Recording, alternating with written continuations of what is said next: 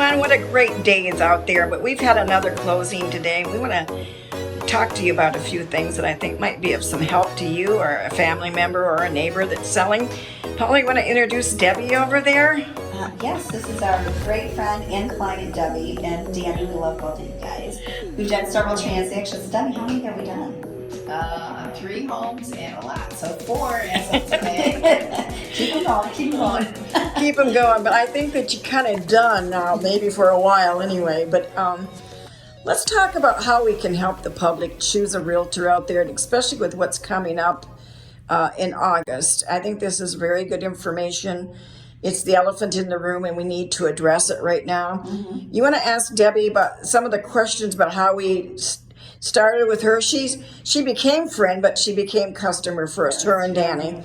And that was a house over where, Debbie? That was... It was actually... Cornerstone? It was the Stony Hollow one, over by the Avon Players, and it was not an easy house to sell. It was in a very down market, and it was a high-end house where there's very few people even in that market. Yeah. Okay, we did okay over there. Yes. And then we went on to... You actually sold my mom's house when my mom passed away. Okay. She was in downtown Rochester, and a very old house. It was over 50 years old, needed updating. Mm-hmm. But you saw a market for it, its uniqueness, and good location. And that one actually went very quickly. Yeah, well, downtown is an exciting place, yes, and very big in demand.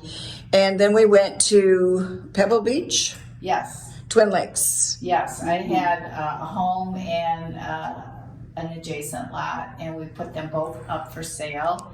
And this was a couple of years ago, and we had quite a number of showings. And I think we had 4 offers, and finally we had one that actually came up to the price that we thought it would appraise for. It did appraise, and it did close. We didn't sell the lot at that time, and today was the day that the lot finally went. Yes. So we just closed on that. So that's 4 transactions I've had, and Linda Rea and her daughter Paula Johnston here and their team, I wouldn't list with anybody else. They do their due diligence. They keep you informed. You always get feedback after every showing. And she actually had my Pebble Beach in a magazine. They do a lot for the dollar. They don't just list it and then walk away. They keep you informed every step of the way. They do open houses, whatever it takes to sell it, they're willing to do it. And I wouldn't go anywhere else. Well, thank you for that, Debbie. That's really good, and I'm glad that we've earned that trust from you and Danny. And Paul, you want to talk about a little bit more about what agents do and don't do and should, and what our practices found from the different agents, and also where we're going a little bit in August. Oh, well, obviously you just heard Debbie's testimonial. What you need to understand is how important your agent is. Your loan officer and your agent and your inspector are your 3 biggest things to obtain to get the house either listed or sold, with either pre-inspections, staying on top of the feedback, great communication is one of our main skills.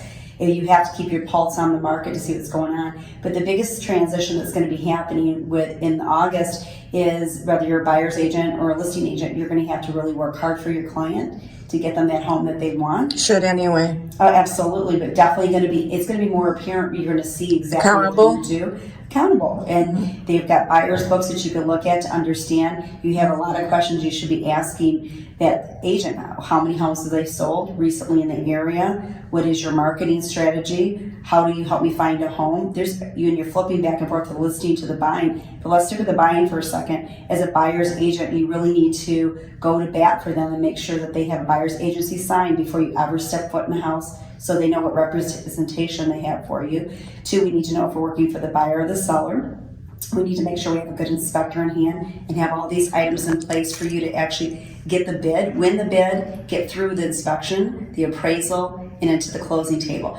And the closing table on a purchase is about 65 hands that touch the file, meaning from the day you meet your agent to sign that buyer's agency form. And if they're not explaining to you what that is, you need to find somebody that is explaining it to you so that you're fully knowledgeable about your whole transaction. Whether you're going to pay a portion, pay none of it, have it negotiated, those are going to be huge factors in the upcoming months. And in compliance with all of the rules and regulations. Absolutely. You can't just call an agent and say, go show me a house anymore. It's going to have to be either for that specific home, which is this is the thing you need to watch for that specific home or period of time, and make sure before you DocuSign you read this. Because I was talking to several buyers yesterday and they said, I don't even know how long my contract's good for. I said, that shame on you, because you should know whether if you want to continue working with that agent that you're not so happy with and you just signed a year's buyer's agreement, you have to figure out what you're going to have to do next if you're not happy. So always make sure if you DocuSign, you read it thoroughly and make sure it's for that specific home or for a shorter period of time.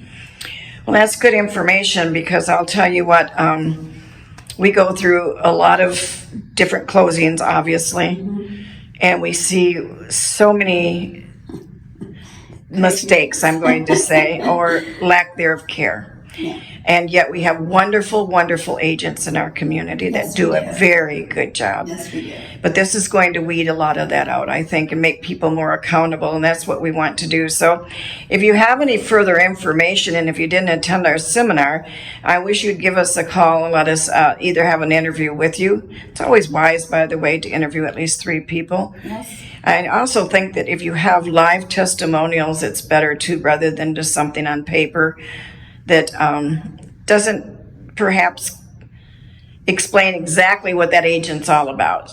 So I think that would be best. Go to our website as well, and you'll see what I mean. We do live testimonials with all of our clients for that reason, so that we can help you as the consumer to know that there's truth in that particular agent and that they do have remarkable recommendations. So I thank you, Debbie, for your business and your ongoing loyalty.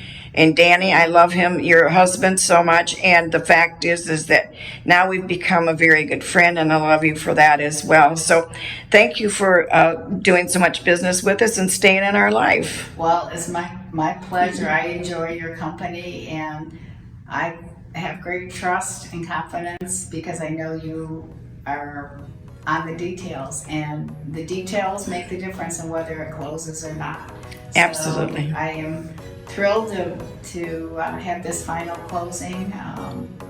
As I'm moving out of state to, to spend a lot more time, it's really important to me that I tie up my loose ends here, and you've really been helpful in doing that. Well, we'll stay in touch in Florida too. We will. Okay, everybody have a great day. Bye-bye.